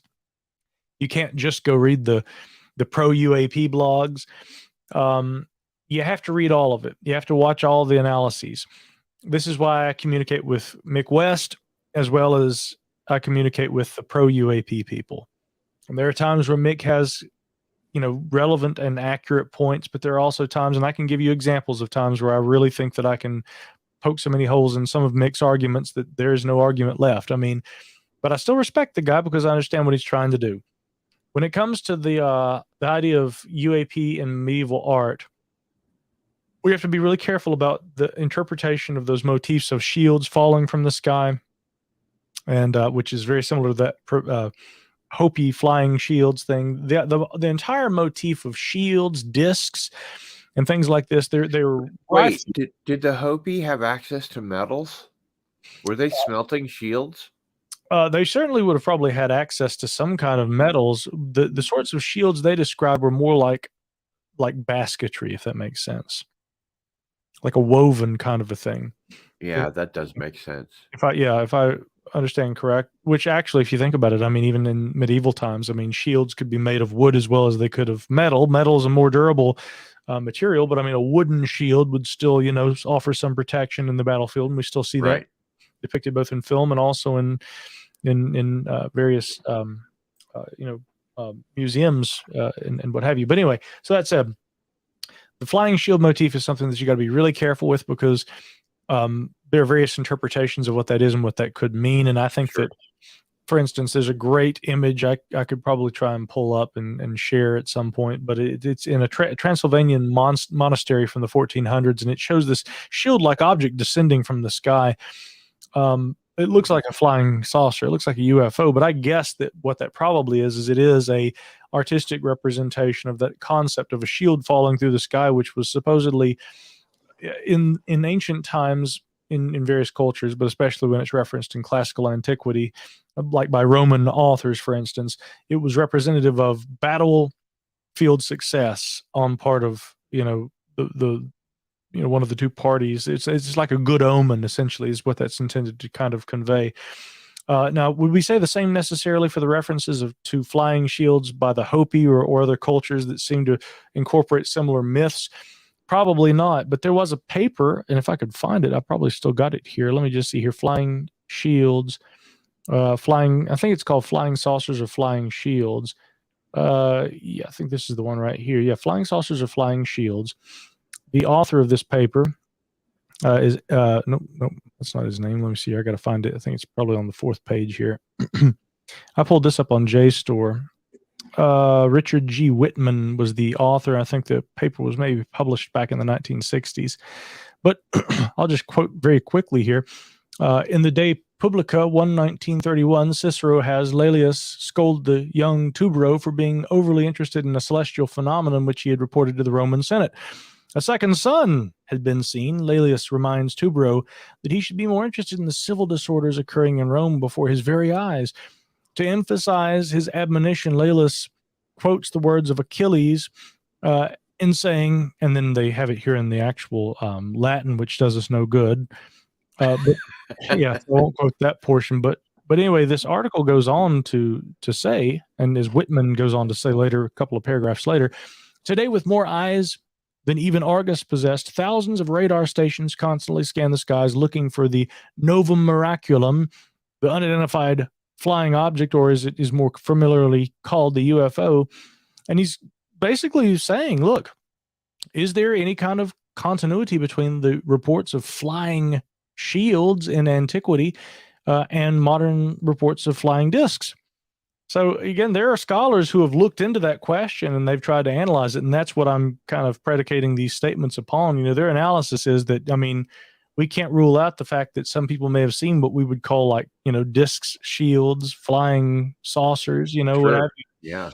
And that they do match our modern reports. But then again, in Rome, they made shields out of metal and smelted their own metal. And yes, with, you know, Native American peoples, they, I think, probably had to steal them from conquistadors and stuff like that. I would say this. I would say this though. Also, again, in addition to shields, there's another Hopi tradition that's very similar that describes flying canoes. And Yes.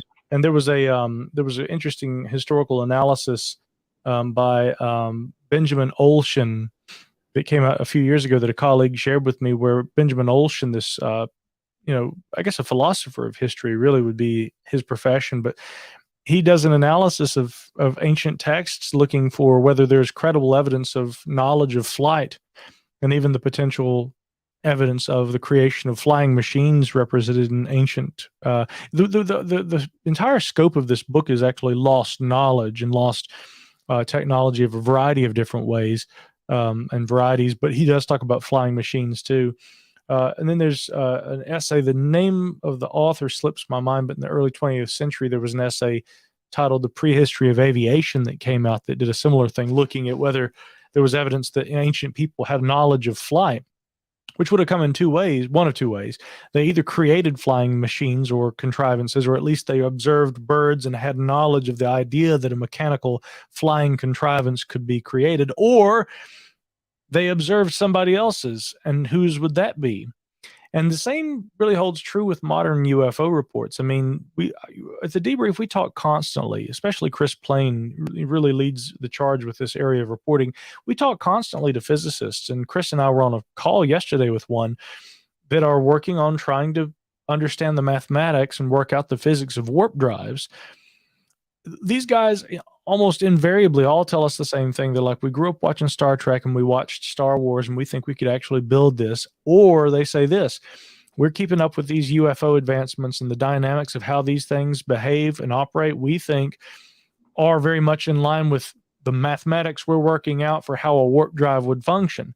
So it's kind of a chicken or the egg kind of a thing.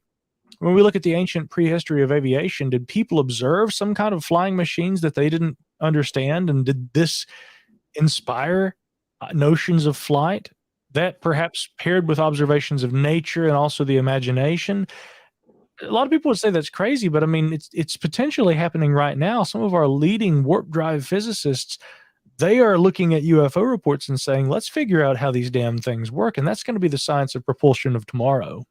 Well, they've been saying that for some time, e.g., Bob Lazar. But we do have a couple of questions for you, and these are both questions that we've touched on in previous episodes, so we don't have to, get into the granularity of it. But Mr. MH says, question for Micah, what do you think of the Betty and Barney Hill star map depicting the Zeta Reticuli system? Do you believe in its veracity, or is it flawed? And Yutan asks, Micah Hanks, since you have so many contacts in the field and that UFO sighting seems to pick up during military activity, have you heard any cases related to the current wars in Europe and in the East? I'll answer those two in reverse order. No cases related to the current wars and presumably Ukraine and things like that. Now, there was this story about Russia shooting down a UFO the other day, but I didn't see that as being a incredibly credible report. There was a reason why nobody at the debrief covered that. Although it's not impossible, we did, of course, have the Ukrainian UFO study that came out last summer, which, in passing, I reached out to the lead author, and then I wrote a short article about it, just kind of reporting on the study. And it ended up getting a lot of attention, and that really surprised me because, I wasn't particularly impressed with the study, but I thought that it was at least worthy of reporting, and so I did.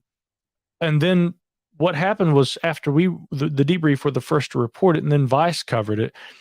Vice got a lot of the details horribly wrong, and I brought attention to that, and I said, at least in our reporting, we never even heard back from the author and ended up having to go to print with it.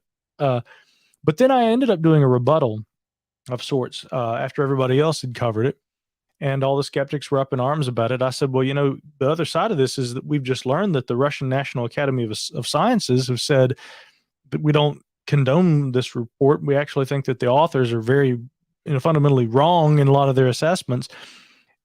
Nobody else in the media covered how that report got shot down by the National Academy of the Sciences in Ukraine. I'm sorry, I said Russia. We reported that, and then I did finally hear back from the lead author, who said at that time that we cannot talk about this because of all the attention it's gotten. And I said, okay, you got it. So I went to print with that quote, him saying he wouldn't talk about it. That pretty much summarized that report to me. So as far as Ukraine, not a lot of UFO reports, but there was that study. And unfortunately, I think we're the only outlet that I saw that told the other side of that story, that report was essentially bunk. Now, the other question there was about the star map with Betty and Barney Hill. Again, Marjorie Fish was the one that first came forward with some novel ideas about that. But and I'd say Marjorie was an amateur, but a pretty good astronomer. But eventually, she was convinced that the idea she got it wrong. She was, yeah, and I commend her for acknowledging that, and would say the same. Here's what I'd say about Betty and Barney Hill, but yes, like you said, Gil, we've talked about this plenty in the past, and let's not spend too much time on it. The most significant thing about that case to me is the fact that before any of those hypnotic recollections with Dr. Benjamin Simon, maybe around the time that Betty Hill, or just before Betty began keeping the dream journals where she described the gray skin and the big noses and all this stuff, Bonnie and I saw them, they looked like Jimmy Durant, Yeah, they did report seeing them looking a little different than after Betty's dreams and the hypnotic regression. But the thing is, there's the hypnotic regression and the way that they look there. There's the way they looked in Betty's dreams. So in the regression, they essentially look kind of like grays, And of course, the way they look to Barney through the binoculars. That is the important part, because in fresh waking memory, having had no hypnosis, Barney had stood in a field looking through binoculars and said he saw this guy wearing like a leather kind of a jacket of some kind and a hat. He said he had some sort of a scarf around his neck, and this man was standing there looking at him, and it really made him feel unnerved. But he said that all these men had been standing there looking at them, and then as they went back to the back of their craft, he says that one from the back of the craft is like turning a lever, and he turns over his shoulder and kind of smiles, and he can see all this through the binoculars. And he doesn't describe them. In fact, in an interview later, he is asked, what do they look like? And Barney says, there's nothing ghastly or otherworldly about them. They kind of just look like men. His description was very, I mean, they essentially look like people, right down to the fact that he, under even hypnosis, described the one that looked over his shoulder and kind of smiled as it turned this lever. He says that one looked like a red-headed Irishman. So the earliest, Right. now granted, that was what he told Benjamin Simon under hypnosis, specifically remembering that event, but he had given a account of that remembrance to William Weitzel, the NICAP investigator who came and interviewed the Hills just days after the sighting. And there was an updated, lengthy version of that report to NICAP that Weitzel published. But thanks to Fran Ridge and the NICAP.org website, the original first report, a version of that is archived on the site too. And I was able to go back and look at the original historical report with Barney's initial description prior to hypnosis, prior to Betty's dreams. And that to me is the most important report that should be analyzed because it's the most accurate, detailed report given immediately following the incident that to me strongly suggests that indeed some kind of a craft and its occupants might have actually been observed. I don't know what we can make of the abduction claims. Maybe they were taken. I don't know what we can make of Betty's dreams. Maybe they do accurately convey her interactions with this foreign kind of accent that this individual spoke with and the big noses and all this stuff. I don't know. But I'd say the most reliable data we have about that case is what Barney said in that initial report to William Weitzel. Yeah, I'd agree with that. We were going to talk about John Keel a little bit. On the topic of Keel, what do you think is his best book and why? Gosh. Let me think about that for a moment. What do I think is his best book and why? Say, does Operation Trojan Horse reach the top of your list? It's close. I mean, the way that book starts, I love it. It starts as this kind of analytical assessment of the UFO issue. And then by the end, it's demonology all the way, baby. So I would hesitate to call that my favorite UFO book because that book had a similar effect to Passport to Magonia in the sense that Keel and Vallée both around that time start saying, what if everything we think we know about UFOs, Keel always called he would have called the NICAP researchers the cultists. You know, he believed that these guys were the cult of the extraterrestrial gods. They think that these things are aliens and they are open to no other possibilities. And Keel's like, that's all bunkum. So the skeptical side of Keel I loved. But in his skepticism, that drove him toward seemingly more challenging and even irreconcilable hypotheses like the ultra-terrestrial thing. But I do think that it warrants mention that we should be careful in how we frame what Keel might have meant when he talked about ultra-terrestrials. You know, a lot of people are like, oh, wow, he believed in like space poltergeists, you know, from another dimension. Who's to say there aren't space poltergeists from a different dimension? Well, yeah, but what I think Keel really did mean was he was talking about ultra-terrestrial is simply this: some kind of terrestrial presence that is not us, that has somehow remained hidden in our presence. So it's really more, in my interpretation, akin to like what the late Mac Tonys called the crypto-terrestrial idea. Although at times, again, that's the thing, is that Keel could be not so much vague as it was that he would offer slightly different explanations for his views at different times. If you read, for instance, his position statement from the early 1980s that he gave to the Info Journal, Doug Skinner a while back over there on the johnkeel.com, another of my favorite websites on the web when it comes to UFO data, because I mean, Doug Skinner has for years been uploading gradually just all kinds of troves of information from Keel's old documents. And Phyllis Galdi of Fate Magazine, you know, she and I'll get together every now and then. I need to go over and see her. She lives here in Asheville now. She and I'll just geek out. It's more me geeking, and she knew Keel, you know, so she and I'll talk all night about Keel. Well, she likes Peroni. And so I'll show up with a 6-pack of Peroni and we'll sit there and go over old files and, you know, talk about, you know, all these old guys. But she knew Keel very well, you know. I personally find it just amazing that magazines like Fate Magazine are still out and still around. I mean, Fate is published irregularly, but I mean, just a few weeks back, I got it. She always calls me my name. Phyllis's name for me is Evil with an E on the end, and I had a I got a little package in the mail addressed to Evil with my address, and it's the latest 2 issues that they've put out. She still sends them to me, and she lives just a few miles over here, and she moved down here to Asheville a few years ago, and as busy as I am, I regret not being able to see her more often, but I adore Phyllis, and we've been friends for, oh my God, I mean, for close to 2 decades. Can you believe that? I mean, she was still running the magazine up in Lakeville, Minnesota when I met her. She came down here for a conference, and I walked her out to the car one day. And I mean, and Phyllis had to have been in her late 50s or early 60s at that point, We've been friends ever since. I mean, dear friend of many years. You've been getting a bit long in the tooth, Micah.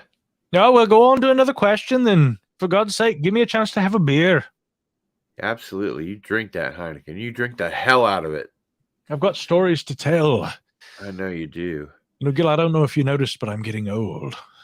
Yes, well, I only mention that because we're all getting older.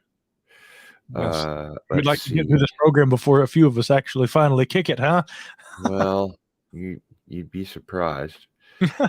I'm going through the chat to look for another question here. Mr. MH says, the whole Indrid Cold case connected to me. The Mothman case was very interesting. Your thoughts? Yeah, well, first, back to that last question. I never really told you the favorite Keel book because I started talking about, all that other stuff and Fate and everything.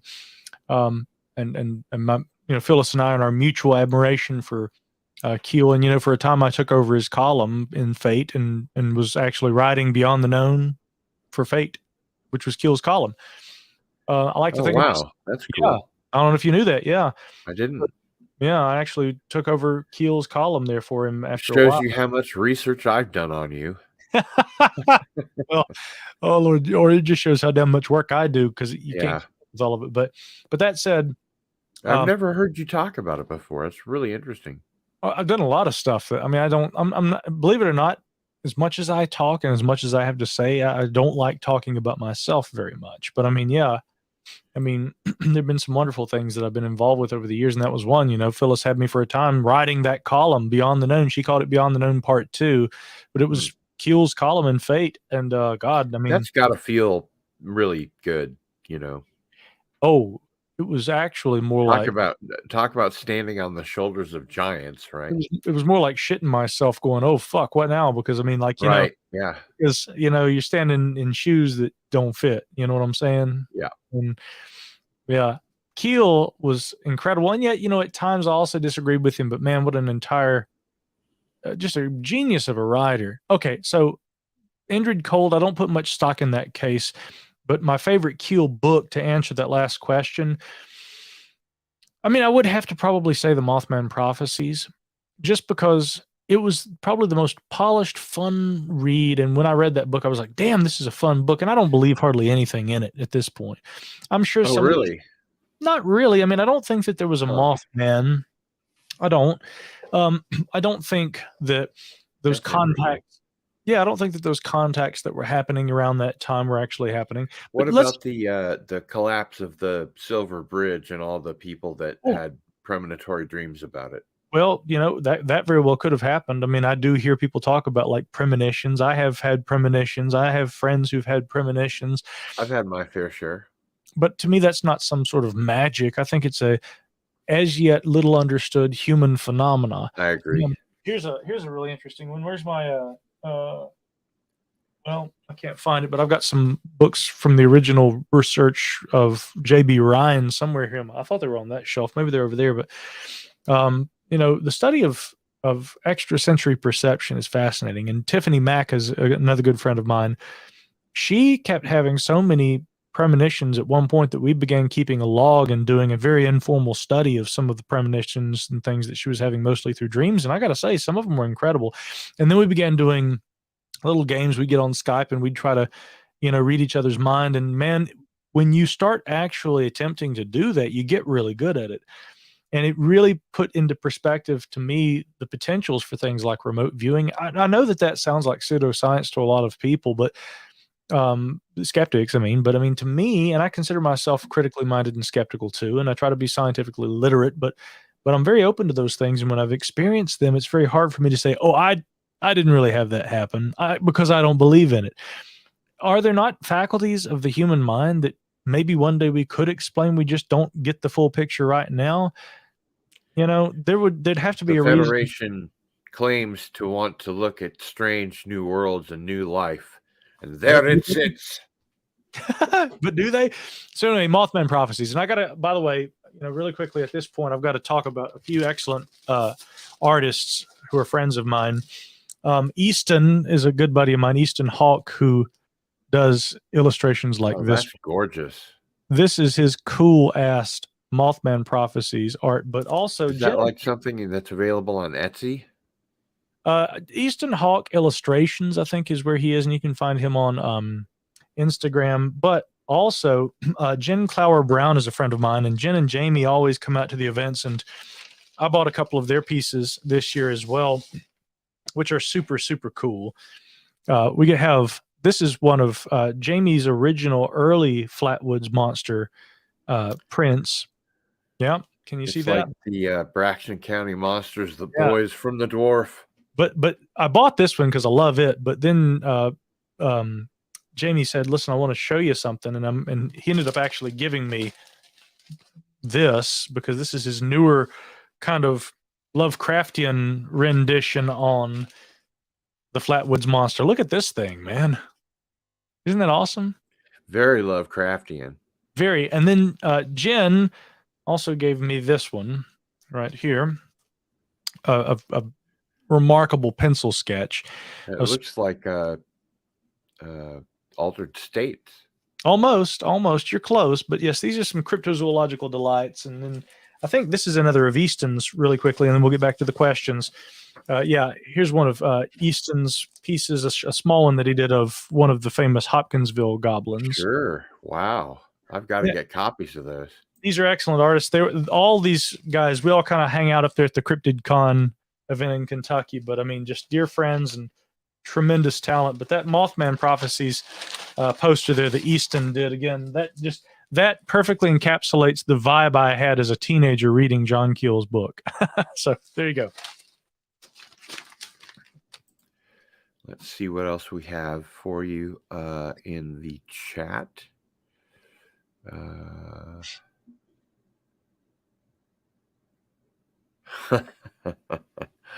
There's some good like ones the sound of that laugh.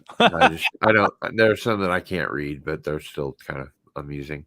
Okay. I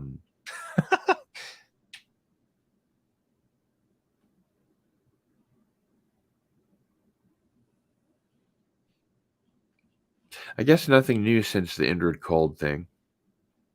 Although I have to say I've been very skeptical of the whole UMO business. Oh, yeah. Me too, of course. Yeah, again, that's why I'd said before jumping back and saying it was probably Mothman Prophecies. The Indrid Cold thing, the story was interesting, but I'm pretty sure that it was, I think of all people, the first that years ago that told me that was probably a hoax was Lyle Blackburn. Huh. Good old Lyle. Good old Lyle, yeah. I haven't seen it in a little while, but he's still kicking it down there, as I understand, in the Lone Star State. So since we are kind of winding down, getting ready to spin the wheel for the Ghost Rockets, and again, thank you very much. That's very generous. Of course. I wanted to ask you if you could do a little deeper dive on everything that you do, all of your shows, your podcasts, the debrief. Just please do what you said you wouldn't do before, and talk about yourself and all of your hard work. Well, yeah. Okay. So, primarily I have MicahHanks.com, and then there's the podcast, the Micah Hanks program, formerly known as the Gralien Report, that a lot of people used to listen to. I changed that name just because I wanted to consolidate everything under a single kind of umbrella, which has been a gradual process over the years of just doing it under my name, which would make more sense. And that, I think, has worked out. It was a good idea. But the debrief, of course, is the website that I'm a UFO person, and I'm very interested in that. But I also follow all kinds of developments in science and technology, and especially when it comes to physics and astronomy. And so that's sort of my beat there at the debrief. But we cover all kinds of things, ranging from science to defense to aerospace. And when there's news that breaks UAP, and again, I was very glad that we got the earliest article out. Although I will say this, we didn't know exactly when the report was going to drop, but I mean, we've been working for weeks on our reporting on the UAP report that dropped earlier this afternoon. We'd been working on that for quite a while, getting information together so that once the report did drop, we were a little more prepared than everybody else who's like, oh gosh, we've got a UAP report. We got to write something, you know? And so we pride ourselves in trying. It's not about being the first to the finish line. It's about being the one who, well, let's just say it this way. There's a lot of ways to win the race. And maybe we don't always do that, but I mean, with the limited resources of a small publication, we don't have what a lot of big, national media outlets have at their disposal in terms of resources, funding, so, all kinds of things. So I take great pride in the work that we do with the debrief and how well I think it's represented. I've had a lot of great people in the UFO community. Stephen Bassett has, said a couple of times that he thinks that we do better work than the mainstream in many instances. Yeah, I think that goes without saying. Well, I appreciate that, and the other side of it too is that over the last few years we've had a lot of contributions from people. Ralph Blumenthal, Leslie Kane, who co-authored the famous 2017 piece. They've written for us. Christopher Mellon has written a couple of articles for us over the holidays. Former FA-18 Super Hornet pilot Ryan Graves. Finally, actually, we were able to get Ryan to do a thing for us, which was a very powerful piece, I think. He was kind of writing a rebuttal to Holman Jenkins Jr. in a series of op-eds he's written that are fairly critical of UAP that were published by the Wall Street Journal. But, I mean, Ryan just had a great rebuttal to that, and we were proud to publish that for him on 2 counts, because one, Holman Jenkins seemed a little dismissive toward members of our military who have fought to ensure the safety and the comfort of our way of life, and the one that presumably Mr. Jenkins, like so many other Americans, enjoys. Ryan has experienced these phenomena firsthand and had friends. Never mind the occasional putsch, in South America or whatever. Well, yeah, right, exactly. Or Iran or. Oh, I know what you're talking about. Yeah, absolutely. Here's the thing, but here's the deal. If our members of our military can't be respected enough to be able to have their say when they were the ones that were experiencing it firsthand, and that he's the one that is being called out in Mr. Jenkins' op-ed, and the Wall Street Journal has no interest in publishing what one of our former servicemen, a man who's fought for us, had to say about his experiences, bullshit, frankly. I think it's a good point. I am going to go into super fast mode here because we have suddenly questions at the end of the show. Imagine that. So I'm going to read off a few, and you can address them in whatever order you would like. The Bodhisattva Kid asks, Micah, do you put much credence in alien channelers? Mr. MH says, can I ask a question to Micah, Cardinal Sin, about the human mutilation cases such as the Brazil Billings Reservoir case and the Joseph Levet case, etc.?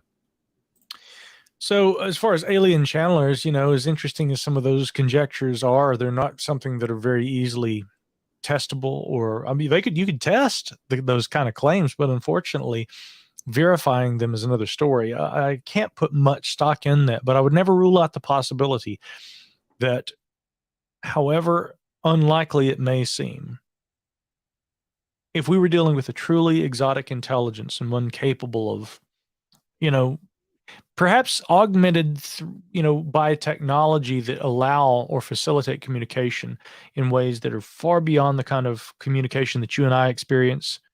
Most of our communication is limited to one of basically 3 things: auditory speech, signs and signaling, and then also, written communication. And there are other forms of communication too, but I mean, it's really most of human communication, we could say, kind of comes down to those methods. We don't knowingly, repeatably engage in reliable, like telepathic communication and things like that, as occupants of UAP claim to be able to do. But let's say that UAP are a representation of a technology far more advanced than we are. What if they are able to read minds, and there's some sort of a technology, like a nanotechnology, a babblefish, that helps them to not only read our minds but also project thoughts into our minds, and they can communicate? Should we discount the idea that that kind of communication, that might extend to what traditionally has been known as channeling, could occur? It's not impossible, but I have to be very careful putting too much stock in those kinds of claims. The other question had to do with human mutilation cases, like the Brasilia or the Brazilian what was Reservoir. was it Fontes Dam? Or anyway, those cases, bottom line about them, that particular case I've looked at, I've seen the photographs of the individual. That looks very disturbing. It does look like some sort of a mutilation. It's not unlike some of those patterns that we observe, of course, in cattle mutilations and things like this. I'm working on a cattle death case right now, which I won't say too much more about, but I do keep up with that phenomenon. I don't ascribe aliens to many of those cattle deaths. If anything, I suspect, like Chris O'Brien does, and everybody should read his book. It's a prion thing. Well, yeah, I think everybody should read his book. There's there's a lot of better, more down to earth interpretations there. Well, people get a big chance to do that and to hear a lot of, if you'll pardon the pun, the truth from the horse's mouth, because he is going to be replacing you for another 6-month residency. Well, heck, you couldn't have a better guest, man, because Chris I know. is one of my favorite. I hope eventually at some point you'll come on and help us harangue him like we did you. Well, yeah, no, that's mandatory. Yeah, yes. I've got to come on and harangue him. So yeah, you just keep me in the loop, okay? We'll do. Mandatory. Do for sure. Oh, Chris is a good buddy of many years, though. Yeah, he and I have gotten into far more trouble than we're happy to admit. So, I'd be interested to hear about that offline sometime. Yeah, sure. Zizix9911 says, would you call the Cash Landrum case mutilation? No, I wouldn't. No, that was not an intentional attack, incisions made, an attempt at trying to study, alter, modify, whatever, what happened with Cash Landrum was, as most who've, of course, familiarized themselves with this story, and I would not say it was necessarily radiation. Again, researcher Brad Sparks and others have argued that it may have been something chemical, but there wasn't actually any evidence suggestive of radiation. But then again, the conventional story, as John Schuessler tells us, is that the sickness that mostly Betty Cash, but also Vicki Landrum and her nephew or grandson, right, Colby, or no, it was nephew, Colby Landrum, they all seem to, display evidence of something like radiation poisoning. Betty Cash, who got out of the vehicle, had the most acute symptoms. But again, that was a result of having been in close proximity to the UAP, as a result of having chanced to be there. There was no intentional act, apparently, by the UAP that caused that. And so, no, I wouldn't call it a mutilation. No. I have come to the belief personally, or my opinion is, that this was some sort of an alien reproduction vehicle. They were trying to figure out how to power, and they were using some sort of really dirty fusion or something to power it. And they had all of these planes sort of gently around it, and so it seems to me like it was something that, they hadn't really figured out how to fly yet or land, and it was going really slowly, and they were just in the right place at the right time, I guess. Yeah, no, I would say that's a pretty fair assessment. Whether it was a reproduction vehicle or whether it was just a experimental aircraft of our own design, I mean, that we could debate all day. But I mean, in any case, it's everything about that craft, the proximity of the Chinook aircraft or the helicopters. I mean, it sounded very much like it was one of ours being tested. Yeah. Yeah, definitely. There's so many cases like that where there seems to be, oh, I'm sorry, Reed Speed 27 has corrected me. Twin rotor helicopters, not Chinooks, two blades on top of each other. Oh, Yes. okay. There we go. Yeah. Actually, you may be And correcting me because I think I just said Chinook. So I think that it had to do with the lifting ability of those craft if they had to get it off the ground and tow it. perhaps, yeah. But at this point, we're really just sort of guessing. There's really no way to tell Well, for unfortunately, sure. that's what so much of ufology and really anomalistics in general comes down to, isn't it? Guesswork. I mean, you can do educated guesswork. The case I'm really still puzzling over, even though it's a pretty cut and dry case, but Socorro, 1964. I've got a friend who loaned me a copy of Ray Stanford's famous book, Socorro Saucer in a Pentagon Pantry. So I'm finally actually able to read that book. Excellent book. It's been out of print forever. It's been out of print for a long time, and a friend of mine, my old buddy Ike, loaned me a copy and said, I'll mail you it and let you read it." And I can't thank him enough just being able to finally read this and everything. And now later this month, if time allows, I might see if Mr. Marler would like to drive down. We might actually go to the site. Yeah, we're a little late getting there. I mean, that was 1964, but hey, never too late to go and see what I think is if ever there was a good case to be made that was a genuine UFO landing site, Socorro has to be the one. And Stanford talks about the recovery of samples, minute though they were, from that little stone. I'm telling you, man, that to me is the case that keeps me awake at night. Yeah, there's some, I've been thinking a great deal lately about the last show on Art Bell that Dr. David Jacobs did, where he was completely candid. Oh yeah. And just he didn't hold anything back. Yeah. And it scared the shit out of me. That and reading his book Walking Among Us, I was like, wow, the insinuation of aliens into our or the alleged infiltration into our population by hybrids that have been hybridized to the point where they're indeterminable from humans, but they still have all the neurological control of the mantid beings or the reptilians or whatever. The insectolins, I think is what he calls them. The whole thing it sends shivers down my spine. That's what I lose sleep over. I don't worry too much about that. And I won't really comment too much on Dr. Jacobs right now. He also is another one who became quite a controversial character over the last few years. I don't really buy a lot of his hypothesis. But the thing that I think that he got Me Too'd, and there may have been somebody behind it. There was certainly his practices about hypnotizing somebody over the phone. Yeah.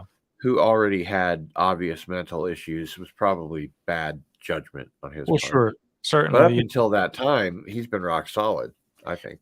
Well, I mean, his first contribution, back in the 70s, the UFO controversy in America, I mean, that was the first serious historical book written on UFOs by a serious history of contemporary, I guess, a professor of contemporary history, although that was his doctoral thesis, I believe, that was later, published and everything. But Hynek wrote the foreword. I mean, he came out, as one of the most serious nuts and bolts, just dry history writers, just the facts. That was great. And really interesting, the thing that happened on that show was somehow he got into the conversation about an abductee that he saw on a pretty regular basis, and the abductee left late to go to their hypnotic regression meeting with Dr. Jacobs, and strangely ended up there on time. And so the regression that they did right then was, what happened just before you got here? And the aliens picked this person up and brought him, or her to the saucer so that they could get them in on their tight schedule. Yeah, I mean, I hate to say it, I don't really buy a lot of that. I mean, it's kind of comical, but yeah, like I said, I acknowledge that first book by Dr. Jacobs. I actually think that everybody should read that, and I actually have a hard copy that I keep in there with all my other UFO historical books. But anyway, I was going to see if I could summon a mod to bring us the Wheel of Names, and I believe that we probably will here in a moment or two, now that I've mentioned it, because we have Canadian Spider-Man here, and Into Derivative Jill, of course. So Darius Munchausen is here. Anybody who wants to go ahead and bring us the results of the wheel, please pop in. You have the link, and we will give away a copy of the Ghost Rockets. What do you say, Micah? I say yay. All right. Come hither, mod. We need ye. We do. In service of the show, we do need a mod. John Mack's investigation of the Zimbabwe UFO case was extremely interesting, I thought. Certainly was. And welcome, ladies and gentlemen, the one, the only Canadian Spider-Man. Hello. Hi. Hi. How's it going, Canadian Spider-Man? It is going fantastic. We love that. Still in Mexico, I believe. No, actually, I've come back for family reunion, so I'm in Eastern Canada right now, just beside Maine, and so I've got great internet connection, and it's really good to have you back. Thank you for being here. My pleasure as always. I'll be making some appearances in the weeks and months ahead. Don't worry. Good. Yeah, we've got 35 people watching right now. That's a good number. So thank you. Not bad. Yeah, they came to see you, obviously, and Gil, and Gil. Yeah, in no small part, they come for the content, but they also come for the host. Isn't that right, Micah? They do, and your discussions between the two of you is fantastic. The chat's been lively the whole night. It's it's fantastic. It's man, you have no idea, man. we're like we've got goose flesh over here. So I can't take credit for the wheel. Antiderivative Jill has designed the wheel, but I've got it right here. Yeah, bring forth thy wheel. Yes, bring forth thy wheel. So I will attempt to share it with you right now, Cardinal Sin, and with audio, absolutely. Yep, always got to get that audio. Ari says, "I came for the mods." Well, the mods do help, but if you can, Ari is here the most. Hey, Ari. Yeah, Ari's fantastic. Here. Yeah. So here is the wheel of which ye spake. There's thy wheel. Now spin it. So we have Radioactive, Joe Salazar, PJ Bear, Cam, Mr. MH, Zizix 9911, and I guess that's it. So remember, folks, if you don't sign up, you can't win. That's true. And now is the part that always makes me a bit nauseous, because it reminds me of The Exorcist when my head spins around. Go ahead and give that sucker a spin, Canadian Spider-Man. Yes, sir. At your command. Engage. Do it. Do it. Do it.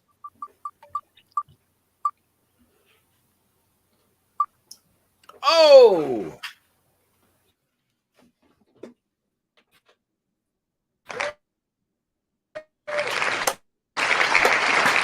All right, PJ. Congratulations, PJ Bear.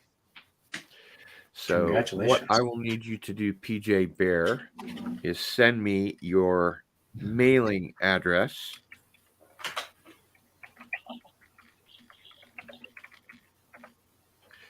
Right here to bill@sunflower.com. I will then forward that to Micah, who will, of course, sign that and get that right out to you. Indeed. I have a beautiful new copy of the Ghost Rockets that will be coming. Yes. Yep. That's a cool title, by the way, Micah. That's fantastic. Well, that's what they were Good called. title. Yeah. Okay. Great. I did not know that. Yeah. What was it actually called? The spoke rocket. I have to remember the actual. Yeah, Norwegian or Swedish or whatever, but yeah, but it translates to mean ghost rocket. Yeah. Yeah.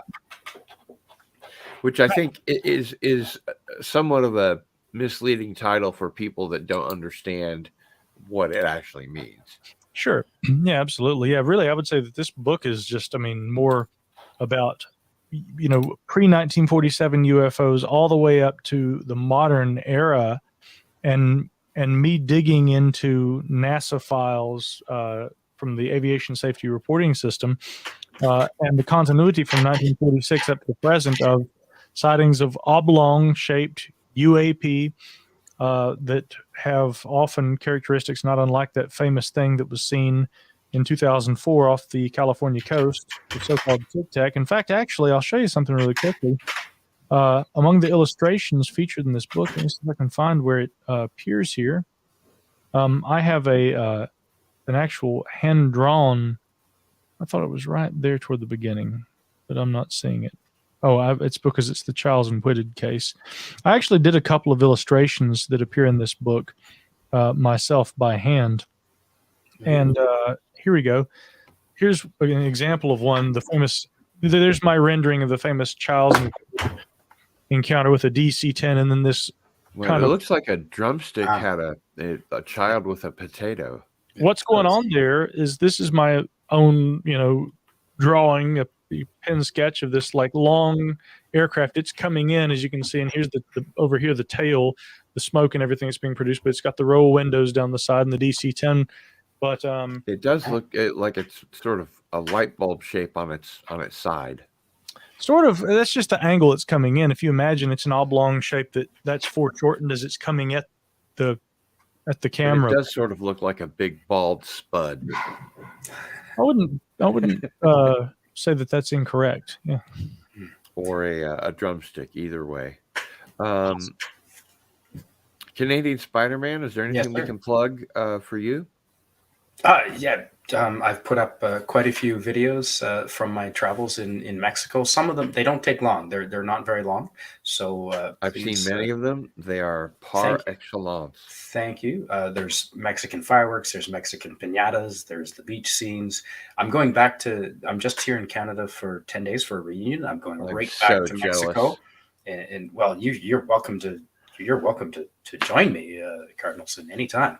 I'm really glad I didn't fly the other day when Walter Bosley invited me to come for the Fear Fair, because all flights were grounded. I heard it would have been a mess. I would have been a very unhappy camper. I heard. But I'm going to be down there for a long time, Gil, and I'm checking out some things that you and I are both interested in. I'll forward you that information later. Great. Question for Micah. How many books have you written that have been published? Sadly, there's only been about, let's see here, 1, 2, 3, 4, 5, 6. All right, 1, 2, 3, 4. I think 5 actually. But there's been a bunch of anthologies and things that I've contributed essays to. But I mean, I really want to try. I've got 3 projects in the works right now. Okay. That just I don't have the kind of time to crank them out like I used to, and so I'm really trying to get back to that point where I do, because I really love writing books. But we hope you do. Good luck with that. Thank you, Canadian Spider-Man. I appreciate it. Yeah, thank you. And I'll leave. Philip Blair says, "Wow, Micah Hanks is a good sketch artist." Well, thank you, Philip. You are a multi-talented individual, Micah, and I do want to thank you again for being on. We have passed the 2-hour mark. So I will go ahead and wrap things up by saying it's Cardinal Sin out.